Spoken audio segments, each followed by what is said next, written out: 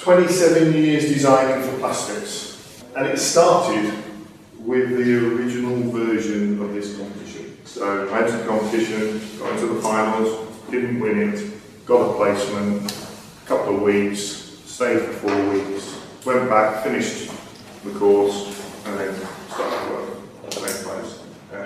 So it's a genuine opportunity for people. The Design Innovation in Plastics website has a good link about protecting your idea.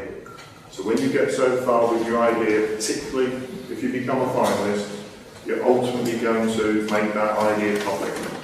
If you genuinely feel that you've got an idea as an opportunity to become a product, you need to be aware about what it takes to protect that idea.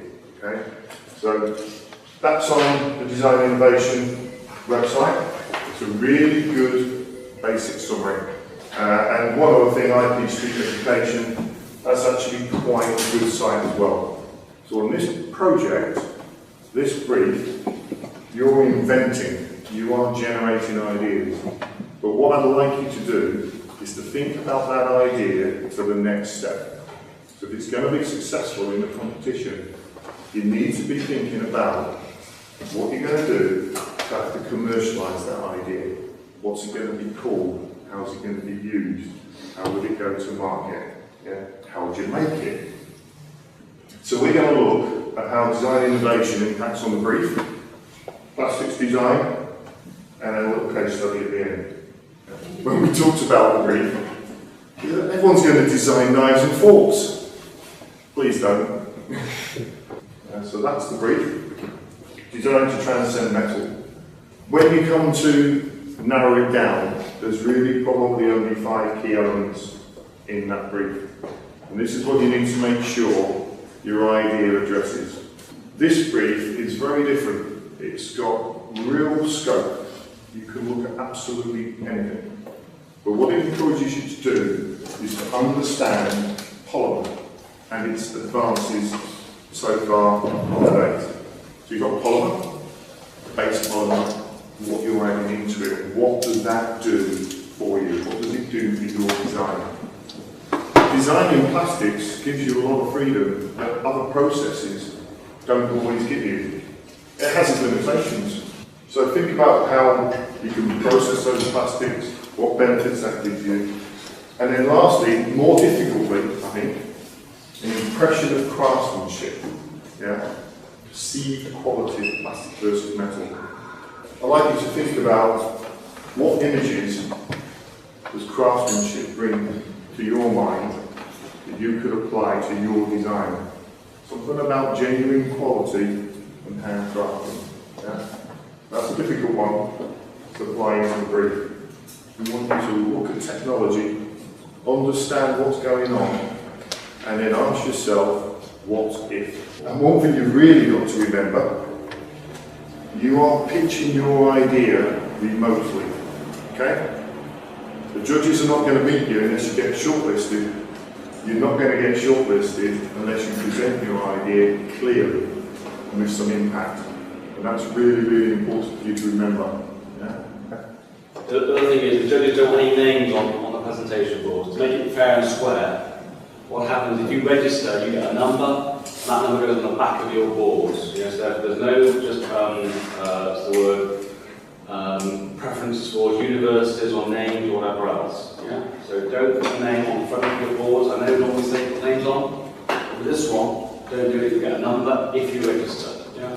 So imagine you're a judge and you're in this room and every single one of these tables is full of entries. How do you stand out?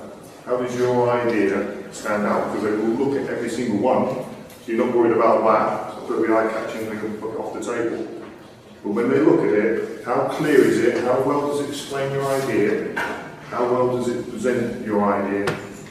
It's absolutely vital that you have a clearly defined brief. Hopefully, we've given you a clearly defined brief. Now it's yours to play with. Yeah? To do what you want to do with it. Complete concept design freedom, that's what we promote. Then we match the materials. What's the best material? What properties do we need? And then we look at the process.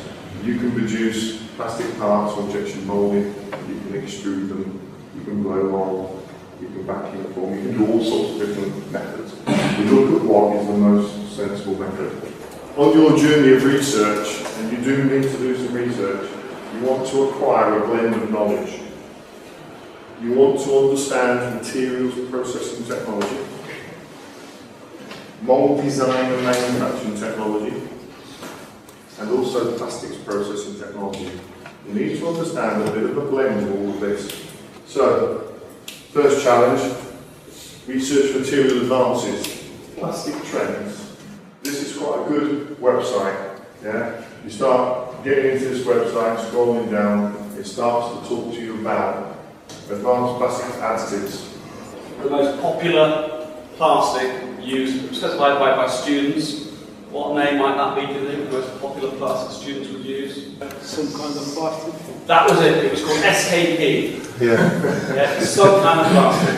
Yeah. Yeah. And that will get you nowhere in a competition with this. Yeah. So you can't use that, can you? You've got to say it's ABS or it's epoxy resin, whatever else. It's 25% glass fill, fibre. Yeah. All those things will make their little eyes light up, their ears prick up, and say, "Oh, look further this one." So, mould design. Researching tool making advances.